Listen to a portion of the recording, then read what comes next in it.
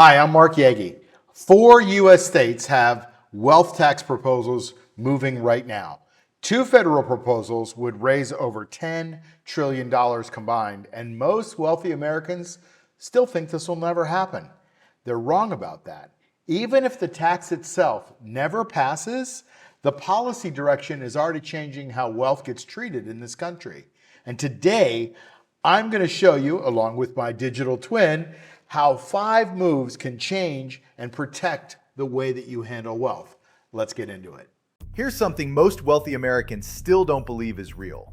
Right now, at this very moment, there are wealth tax proposals moving through legislatures in at least 4 U.S. states. A major federal proposal would raise $4.4 trillion over the next decade. Another would raise $6.2 trillion. And unlike previous attempts, these aren't just talking points anymore. They're on ballots, they're in committee, and they're polling within striking distance. The conventional wisdom says this will never pass, that the courts will stop it, that the politicians are just grandstanding. And maybe that's true. But here's the contrarian view that nobody in your wealth advisor's office is telling you. It doesn't matter whether the wealth tax passes. The policy direction is unmistakable. And the 5 moves I'm going to walk you through today protect you either way, whether the tax comes in 2027 or never comes at all. Because every single one of these strategies makes you wealthier regardless.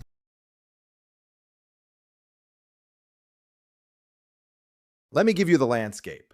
In 1990, 12 European countries had some form of a wealth tax. Today, only 3 remain. And the ones that scrapped it did so because it was expensive to administer, it drove wealthy citizens out of the country, and it didn't raise much revenue. One economic analysis estimated that the outward flow of wealth from one major European country cost the government twice as much revenue as the tax actually generated. Simply put, the wealthy individuals chose to leave their home countries. So you'd think that story would be a cautionary tale, that US policymakers would look at the European experiment and say, well, that didn't work, but that's not what's happening. Instead, what we're seeing is a new generation of proposals designed specifically to avoid the mistakes Europe made. They're targeting a much narrower group, billionaires and ultra-high net worth individuals. And they're including exit taxes of up to 40% on anyone who tries to leave. These aren't your grandfather's wealth taxes. At the state level, one major state has a ballot initiative that would impose a one-time 5% tax on anyone with a net worth above $1 billion. It's expected to appear on the November ballot. Another state is pushing a 9.9% income tax on millionaires. A third state just introduced a tax on unrealized gains above $1 billion. And at the federal level, there are at least 2 major proposals. One at 2% on $50 million and above with a 3% surtax on billionaires, and another at 5% annually on billionaire wealth. Now here's why this matters even if you're worth $2 million, not $2 billion. Tax policy moves in one direction, down the wealth ladder. The income tax started as a tax on the ultra-rich in 1913, a 1% rate on incomes above $3,000, which is about $95,000 in today's money. Within a decade, it applied to practically everyone. The alternative minimum tax was designed for 155 millionaires in 1969. By 2012, it was hitting 4 million households. Capital gains taxes, estate taxes, social security taxes, every single one started narrow and expanded. The wealth tax, if it arrives, will follow the same pattern. And the moves you make today determine whether you're positioned correctly when it does. The first move is the one that most high net worth investors know about, but almost none are executing correctly. It's the Roth conversion ladder, and it's the single most powerful tax planning tool available to anyone between the ages of 55 and 72. Here's how it works. If you have a traditional IRA or 401k, and most affluent Americans have somewhere between $500,000 and $3 million in these accounts, you're sitting on a ticking time bomb called required minimum distributions. When you turn 73, the IRS forces you to start withdrawing money, and every dollar comes out as ordinary income taxed at your highest marginal rate. But between retirement and age 73, most people have a window where their income drops. Maybe you've stopped working but haven't turned on Social Security yet. That gap is your conversion window. And the strategy is beautifully simple. Every year, you convert just enough of your traditional IRA into a Roth IRA to fill the bracket you're in without spilling into the next one. For a married couple in 2026, that might mean converting around $85,000 to $130,000 per year at the 22% rate. Over 10 years, that converts roughly $1 million to $1.3 million into a Roth account where it grows tax-free forever. No required minimum distributions, no taxable events, no impact on your Medicare premiums. And critically, Roth assets are currently not counted as income for any wealth tax calculation because they've already been taxed. You're prepaying at a known rate to avoid paying at an unknown future rate. That's not just tax planning, that's wealth insurance. But here's the part most advisors miss. The conversion amount has to be calibrated against your Medicare surcharge thresholds. For married couples, the first Medicare surcharge kicks in at about $218,000.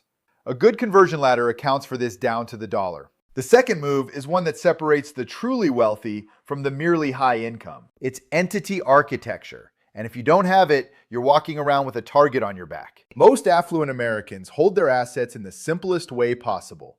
Personal name, joint account, maybe a basic revocable trust for estate purposes. And that works fine until someone sues you, until a creditor comes calling, until a state decides your net worth is fair game. The moment any of those things happen, every asset you own in your personal name is exposed. Entity architecture solves this by creating legal separation between you and your assets. The basic framework looks like this. Individual assets, rental properties, business interests, investment accounts, each sit inside their own LLC, registered in a state with strong charging order protection. Those LLCs are owned by a limited partnership, which provides an additional layer of protection and allows you to control the assets without technically owning them. And the limited partnership is owned by an irrevocable trust that removes the assets from your taxable estate entirely. Here's the critical distinction most people miss. This isn't about hiding assets. Every entity is fully reported, fully transparent, fully compliant. What it does is create legal barriers that force any potential creditor to go through multiple layers of litigation before they can touch anything. And in many cases, the cost and complexity of piercing those layers makes the whole exercise not worth pursuing. That's the point. You don't need a wall that's unbreakable. You need a wall that's more expensive to break than whatever's behind it. And here's the wealth tax angle. Entity structures give you legitimate control over how and when assets are valued. Real estate inside an LLC is valued differently than real estate in your personal name. Business interests held in a limited partnership carry valuation discounts. These aren't loopholes, they're long-established features of the tax code. But the time to build this architecture is before any tax event happens, not after. Courts have consistently ruled that structures created in anticipation of a specific creditor claim or tax event can be unwound. The castle has to exist before the siege begins.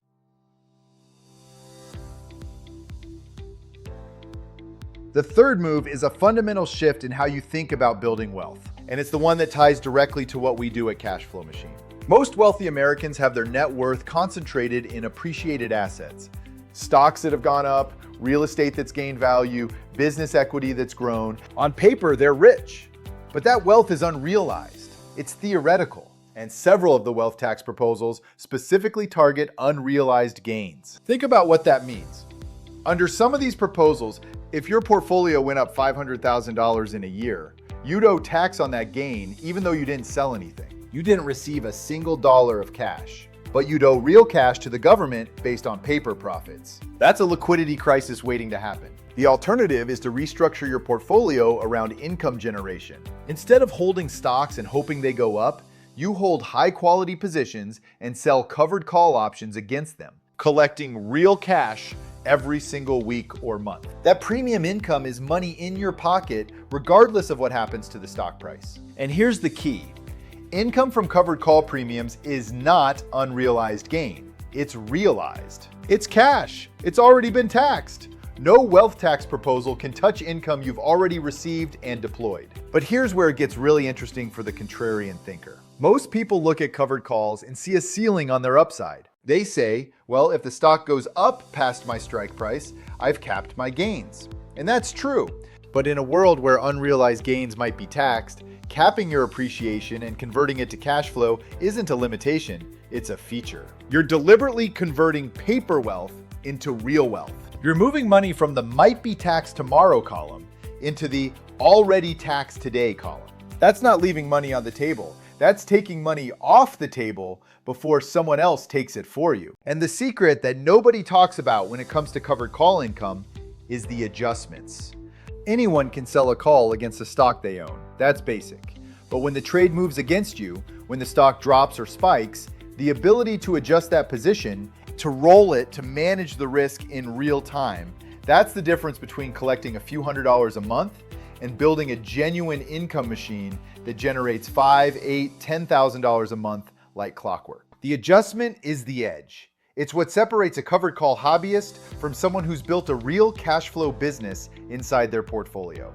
The fourth move is the one that family offices have been using for decades, but most individuals worth 2 to 25 million either don't know about or think is only for billionaires. It's the Dynasty Trust. And in a world where wealth taxes are on the horizon, it might be the most important structure you ever create. Here's the concept. Under current law, you can transfer up to about $14 million per person, $28 million for a married couple, into an irrevocable trust without triggering gift or estate taxes. Once those assets are inside the trust, they're no longer yours. They belong to the trust. They grow inside the trust. And when you pass away, they transfer to the next generation without any estate tax. And then to the next generation, and the next. For as long as the trust exists, which in many states is forever. The math is staggering. $10 million growing at 7% annually becomes nearly $40 million in 20 years, $150 million in 40 years, and over $500 million in 60 years. Without the dynasty structure, the estate tax takes 40% at every generational transfer. So that $500 million gets cut almost in half every 25 to 30 years. With the structure, it compounds uninterrupted. The difference in generational wealth isn't 20 or 30%, it's 10 times. Now here's the wealth tax connection. Assets inside a properly structured dynasty trust are owned by the trust, not by you. Depending on how the wealth tax is ultimately designed, trust-held assets may be treated differently than personally held assets. We saw this in the European experience. So trusts and foundations were among the most effective tools for legal compliance with wealth tax regimes, while effectively preserving and growing long-term family capital. And even if the US follows a different path, the estate tax savings alone make this structure worth building today. The critical caveat?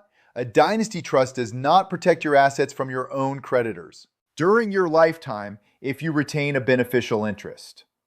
This is not a self-protection tool. It's the next generation tool. You're building the castle for your children and grandchildren, not for yourself. For your own creditor protection, you need the entity architecture we discussed in Move 2. The two work together.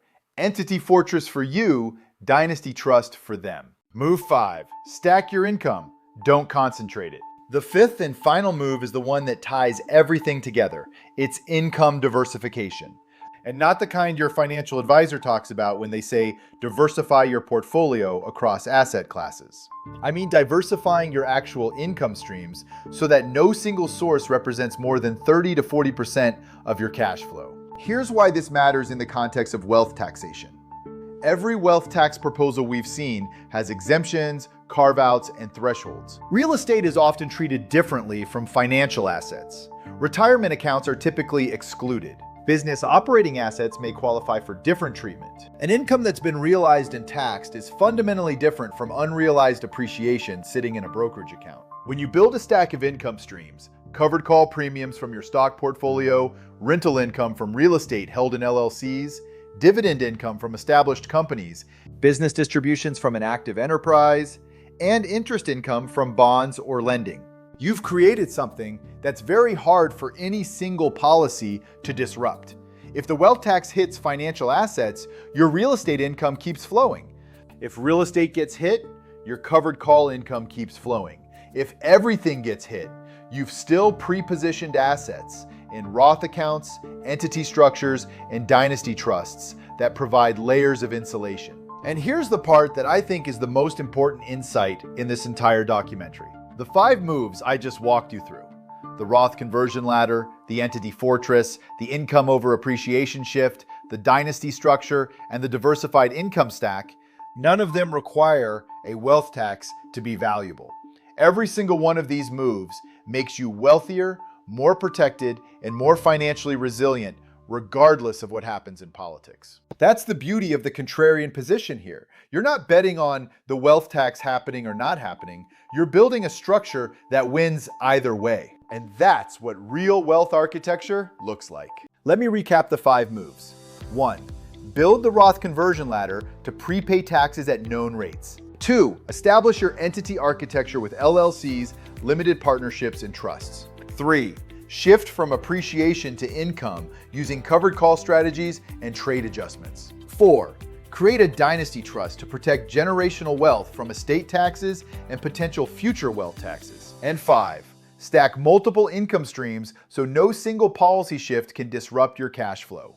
If you want to learn how Move 3 works in detail, how to generate consistent monthly income from covered calls with the adjustment strategies that actually make it work, head to cashflowmachine.net. That's where the Cashflow Machine system lives, with the Fortress, Balance Point, and Rocket frameworks that have helped investors generate income across every market condition for over 4 decades. The link is in the description. The wealth tax debate isn't going away. The only question is whether you'll be positioned correctly when the next chapter arrives.